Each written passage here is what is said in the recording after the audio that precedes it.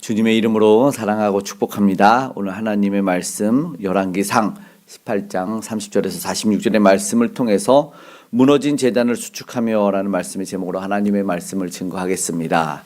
오늘 30절 무너진 제단을 수축합니다. 왜 우리의 제단은 무너져 있을까요? 기도 아니하는 것도 아니고 말씀을 안 보는 것도 아닌데 왜 우리는 제단을 무너뜨려 놓았을까? 백성들은 지난 시간에 보니까 머뭇거립니다.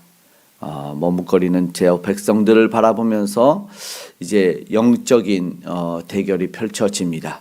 하나님의 은혜가 없어서 제단이 무너졌던 것이 아니다라는 것을 보여줍니다.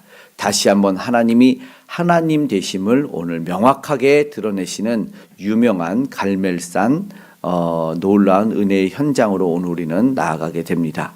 당시 이스라엘, 북쪽 이스라엘입니다. 가뭄이 있었습니다. 그런데 정말 더 무서운 건 뭘까요? 어쩌면 영적인 목마름일 것입니다. 타는 목마름으로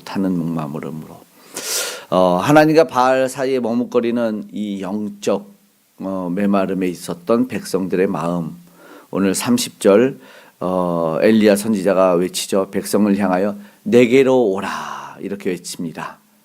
바알 선지자들의 광란의 춤, 우리 앞서 보았던 29절에는 응답하는 자가 없습니다. 저들이 아무리 광란의 춤을 추고 자위하면서 피를 흘려도 그 400명, 450명, 다 850명이 아무리 외치고 노래하고 불러도 저들의 신은 응답하지 않습니다. 존재하지 않았기 때문이겠지요. 그렇습니다. 그래서 이제 하나님은 이제 저 허망한 제단을 뒤로 하고 참된 생명의 근원이신 하나님이 초대하며 부르고 계시다라는 겁니다. 오늘 우리에게도 동일하게 말씀할 것 같습니다. 세상에 염려 근심이 있는지 어떤 분주함이 있는지 모르겠지만 다시 돌이켜서 참되신 하나님에게로 나아오라. 너의 모든 목마름을 해결해 줄 나에게 나오라. 오늘 우리를 부르십니다. 먼저 첫 번째 여호와의 제단을 수축하기를 원합니다. 왜 무너졌을까요? 30절 가장 먼저 한 것이 오늘 보니까 그가 무너진 여호와의 제단을 수축하되, 열왕기상 18장 30절 엘리야가 제단을 수축합니다. 제단이 무너져 있었다. 이거는 그냥 오랫동안 예배를 안 드렸다는 거겠죠. 생각해 보니까 그런 것 같아요. 달아 있어야 될 기도의 자리, 내가 엎드려 있어야 될 그 자리가 먼지가 쌓여있던 거죠. 우리 성경책을 한번 보십시오. 새 걸로 좋은 거 써야 되지만 이 사실은 이 금색 모서리는 다 달아 없어져야 됩니다. 그래야 될 것 같아요. 이것이 오늘 우리의 영적 상태를 반영하는 것 같습니다. 행여나 우리가 형식적으로 예배하고 습관적으로 기도하고 또 앞서 보니까 세상에 양다리를 걸친 모습들을 보았죠. 그 속에서 제단은 당연히 버려질 수밖에 없을 것 같습니다. 31절 말씀 읽어보겠습니다. 야곱의 아들들의 지파의 수요를 따라 엘리야가 돌 12개를 취하니 이 야곱은 옛적에 여호와의 말씀이 임하여 이르시기를 내 이름을 이스라엘이라 하라 하신 자더라. 너무나 당연한 이야기를 하고 있습니다. 우리는 그 하나님을 다 아는데 저들이 지금 하나님을 잊어버린 것 같습니다. 자신들이 누구인지를 모르는 것 같습니다. 그래서 돌 12개를 취합니다. 저들은 하나님의 백성이었습니다. 비록 현실적으로는 남유다와 북이스라엘이 갈라져 있지만 저 12은 하나님이 세우신 백성들이었습니다. 그래서 지파의 수요를 따라 12개의 돌을 가져오게 합니다. 그러면 백성들은 최소한 깨닫게 되겠죠. 물론 이 두 지파는 보이지 않지만 그러면서 기억하는 것은 내가 누구인가라는 정체성입니다. 오늘 내가 누구인지를 알면 삶은 달라지겠죠. 달라집니다. 왕자의 거지 같은 이야기 속에서도 아무리 옷이 바뀌어 있어도 왕은 왕의 채통이 있고 아무리 왕의 옷을 입어도 거지의 습성이 있으면 그것이 나오는 겁니다. 본성이. 정체성, 내가 누구인가에 따라서 내 말과 행동이 분명히 드러납니다. 무엇보다 오늘 우리는 하나님의 소유, 하나님의 백성이다라는 것입니다. 예수 그리스도의 피로 값주고 산 영적 이스라엘, 오늘 우리인 줄 믿습니다.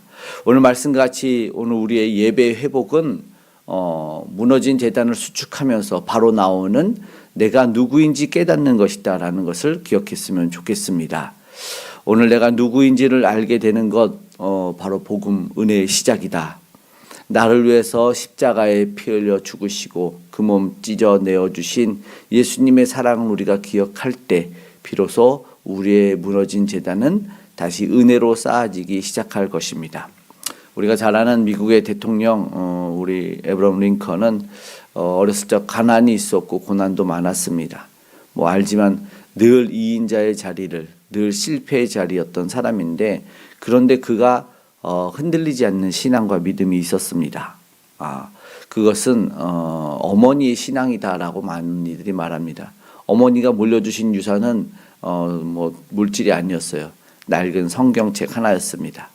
그도 부모님에게 물려받았던 것인데 아브라함 링컨에게 주면서 말합니다. 너가 말씀을 따라서 제단을 쌓는다면 하나님은 너를 결코 버리지 않으실 거다, 이런 말씀을 하죠. 그래서 우리나라의 이 링컨에 관해 나온 기독교 책 제목이 뭐냐면 백악관을 기도실로 만든 대통령, 이런 겁니다. 제목으로 봐도 그냥 은혜가 됩니다. 평생 무릎으로 기도했던 링컨 대통령, 그래서 한 나라를 기도로 세웠고 아름다운 통치, 역대 최고로 미국인들이 존경하는 인물 1위로 꼽히는 링컨이 바로 기도의 사람, 말씀의 사람이었습니다. 환경이 문제가 아니었습니다. 오늘 우리도 내 마음에 무너진 제단이 수축되고 있는지 되돌아보는 시간 다시 한번 갖기를 원합니다. 두 번째, 하나님의 응답을 사모하는 마음이 우리에게 있었으면 좋겠습니다. 오늘 보니까 불가능한 일들이 일어나는데요. 먼저 돌로 제단을 쌓고 엘리야는 그 주위에 도랑을 파요. 그리고 물을 12번 붓습니다. 오늘 열왕기상 18장 33절에 35절의 말씀을 보면은 4개의 통을 가져오네요. 33절에. 그래서 34절에 보니까 3번씩 부어요. 3번씩. 그러니까 4, 3, 12. 또다시 의미 있는 12번의 물을 붓는 것을 보게 됩니다. 근데 불이 붙어야 할 제단에, 나무에 물을 붓는 것은 인간적으로는 이거는 뭐 정신 나간 일이지요. 이해할 수 없는 행동입니다. 그러면서 35절에 보니까 물이 제단으로 두루 흐르고 도랑에도 물이 가득 찼더라. 이 철저하게 보여주고 싶었던 것이 엘리야에게는 있었던 것 같아요. 이거는 뭐냐면 하나님의 불이 임하면 이 모든 것도 다 살라버리게 된다라는 뜻이겠죠. 왜 가뭄이 왔는가? 저들의 물이 왜 말랐는가? 좀 마르신 분이 있다. 뭐 가뭄에 대비해서 생각해 보면 그렇겠죠. 그러나 또 엘리야는 지금 하나님을 전적으로 의지하고 신뢰하고 있습니다. 그러니까 세상의 기준으로는 도저히 물이 붙지 않을 것 같은 축축하고 젖은 그런 상황. 그러나 오늘 우리에게도 있을 수 있지만 이 말씀을 보면서 우리도 낙심하지 않았으면 좋겠습니다. 하나님의 응답을 사모해야 돼요. 우리가 손을 떼면 하나님이 그때 비로소 일합니다. 그러니까 36절의 말씀입니다. 이제 어떤 기도를 할까요? 저녁 소재 드릴 때에 이르러 선지자 엘리야가 나아가서 말하되 아브라함과 이삭과 이스라엘 하나님 여호와여, 주께서 이스라엘 중에서 하나님이신 것과 내가 주의 종인 것과 내가 주의 말씀대로 이 모든 일을 행하는 것을 오늘 알게 하옵소서. 말씀만 보면서도 오늘 우리는 어떤 기도를 해야 되는지, 나는 어떤 기도에 이렇게 하나님을 이렇게 찾고 있는지 알게 되는 것 같습니다. 저녁 소재 드릴 때 엘리야는 정해진 예배 시간 기도하는 것 같습니다. 꾸준한 신실한 모습입니다. 경건 훈련, 영적 권위 한 번에 다 볼 수 있습니다. 그렇게 간절히 부르짖어요. 37절 여호와여 내게 응답하옵소서, 내게 응답하옵소서. 이 백성에게 주는 여호와는 하나님이신 것과 주는 그들의 마음을 되돌이키심을 알게 하옵소서 하매. 응답해달라, 응답해달라. 이거는 뭐야? 물론 자신이 여호와의 종인 걸 알게 해달라고 했지만 이거는 하나님의 영광, 자신의 명예가 아니었습니다. 그리고 백성들이 지금 하나님께로 돌이키게 하는 하나님의 나라의 부흥, 바로 그것이었습니다. 그랬더니 놀라운 결과가 38절인데 한번 38절 함께 읽겠습니다. 이에 여호와의 불이 내려서 번제물과 나무와 돌과 흙을 태우고 또 도랑의 물을 핥은지라. 핥았다는 표현을 합니다. 완전히 다 살라 없어집니다. 돌과 흙이 타버렸답니다. 물까지 사라졌다. 이거는 우리의 상상을 초월하는 일입니다. 오늘 우리는 예수 그리스도의 십자가를 바라보며 살고 있는데 사실은 가장 처절하고 소망 없는 게 십자가 아니겠습니까? 근데 그 꺼져갔던 불이 어떻게 됐어요? 부활의 불꽃으로 살아나셨습니다. 오늘 우리가 똑같습니다. 오늘 우리의 젖은 제단 그 하나님의 불이 임한다라는 것입니다. 이어서 오늘 우리가 끝까지 우리도 기도하자. 오늘 말씀을 보면서 그런 생각합니다. 하늘에 불이 내려 분명히 승리를 했습니다. 그런데 아직 끝나지 않은 뭐가 있어요? 가뭄이 남았습니다. 엘리야는 40절에 우상 선지자들을 처단합니다. 그리고 기존 시내에서 백성들의 반응하게 하는 것이죠. 그리고 동참하게 합니다. 그리고 아합 왕에게 가서 말합니다. 비소리가 있습니다. 먹고 마시십시오. 그럽니다. 그는 그게 답니다. 왕이었는데 아합 왕은요. 다시 갈멜산 꼭대기로 올라가서 42절에 보니까 기도합니다. 42절 읽어볼게요.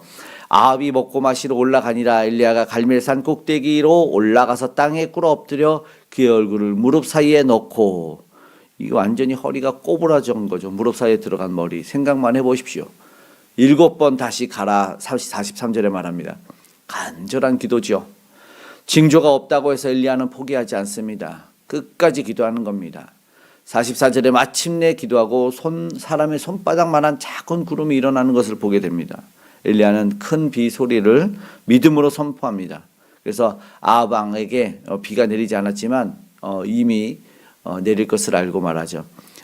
가다가 비에 길이 막히지 않도록 마차를 준비해서 내려가라고 말합니다. 그리고 놀라운 일이 벌어집니다. 은혜의 현장이죠. 이렇게 아합 왕은 그런데 사실은 영적으로 묻어난 것 같아요. 전혀 반응이 없고 고백도 없고 감사도 없고 어떻게 이런 왕이 있을까. 이것이 바로 영적인 무둔함인 것 같습니다. 오늘 말씀을 마치고 이제 함께 기도하기 원합니다. 오늘 읽은 마지막 18장 46절 함께 읽어보겠습니다. 엘리야의 능력이 여호와의 능력이 엘리야에게 임함에 그가 허리를 동이고 이스라엘로 들어가는 곳까지 아합 왕에서 달려갔더라. 아합 왕 앞에서 놀랍죠. 마차보다 빨리 달려가는 요게 쉽게 말하면 축지법을 씁니다. 엘리야의 축지법. 불을 사르고 그리고 비가 내리게 하고 축지법을 씁니다. 마차보다 빠른 하나님의 능력에 사로잡힌 한 사람을 우리 모두가 보고 있습니다. 더 강력하고 더 빠른, 이것이 바로 세상 마차보다 빠른 하나님의 사람, 힘과 어떤 물질의 마차를 탄 세상 앞에서 오늘 우리는 뒤처진 것 같을 수 있고 그리고 언제나 발을 구르는 그런 힘든 일이 있을 수 있습니다. 그런데 오늘 말씀을 한번 천천히 묵상해 보십시오. 너무나 유명한 말씀인데 각각 하나님이 하시는 말씀은 다를 것 같아요.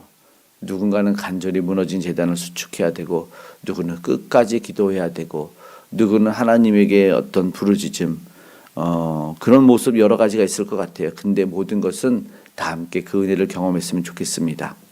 영광의 불도 경험하고 은혜의 단비도 맞았으면 좋겠습니다.